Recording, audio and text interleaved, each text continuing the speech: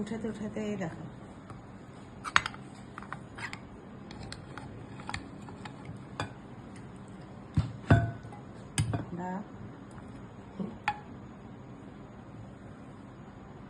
আসসালামাইকুম, শুভ সন্ধ্যা সবাইকে।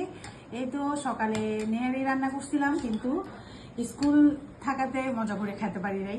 তো এখন আমি এখন সন্ধ্যার সময় মজা করে নেহারি খাবো, যদিও আমার জন্য ক্ষতি হবে। তাও এই যে খোলা জালি পিঠা বানালাম।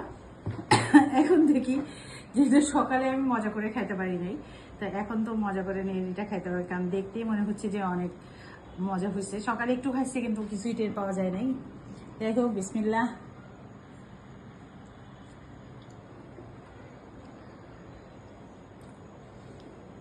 নিজের রান্না, তারপরে মাসাটা অনেক মজা হয়েছে।